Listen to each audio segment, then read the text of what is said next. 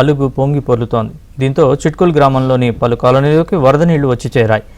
నాలాలు కాలువల్ని కబ్జా చేయడంతో ఇళ్లలోకి నీళ్లొస్తున్నాయని స్థానికులు అంటున్నారు. అధికారులకు ఫిర్యాదు చేసినా పట్టించుకోవడం లేదని ఆగ్రహం వ్యక్తం చేస్తున్నారు. తమ సమస్యను పరిష్కరించాలని కోరుతున్నారు.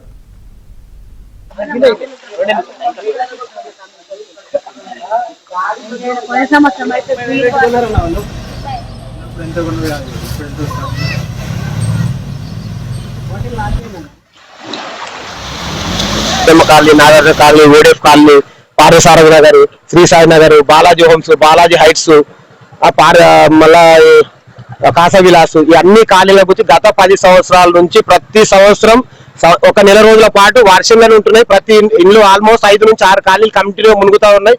వచ్చే వాటర్ ఇళ్లలోకి వచ్చి ఇల్లు ప్రాబ్లం అయిపోతున్నాయి, రోడ్లు ప్రాబ్లం అయిపోతున్నాయి. డ్రైనేజ్ వాటర్ కంప్లీట్ కూడా డ్రైనేజ్ వాటర్ ఇళ్లలోకి వస్తున్నాయి.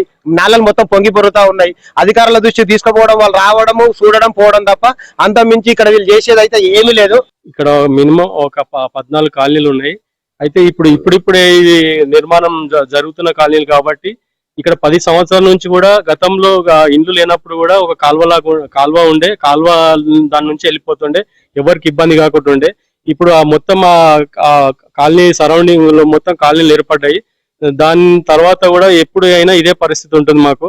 గతంలో కూడా కలెక్టర్ గారు వచ్చారు, వచ్చిన తర్వాత చూశారు, 2 టైమ్స్ చూసిండు వెళ్ళిపోయారు. నాయకులు కూడా వచ్చారు, వాళ్ళు కూడా చూశారు. వాళ్ళు కూడా ఏదో ఒకటి అంటే ఇట్లా అని చెప్పి ఇట్లా చెప్తున్నారు, చేస్తాంలే దీన్ని ఏదో ఒకటి సొల్యూషన్ తీసుకొద్దామని చెప్పి చెప్తున్నారు. కానీ ఇదే విధంగా ఉంటుంది. ఈసారి కూడా ఇదే విధంగా వాటర్ వచ్చింది. దీని ఏంటంటే ఇప్పుడు దీన్ని పర్మనెంట్ సొల్యూషన్, దీన్ని నాలా కబ్జాలు ఏమన్నా ఉంటే దాన్ని క్లియర్ చేపించేసి వాటర్ మనకు జామ్ కాకుండా చూడవలసిందిగా నాయకులకు కానీ మన ప్రభుత్వ అధికారులు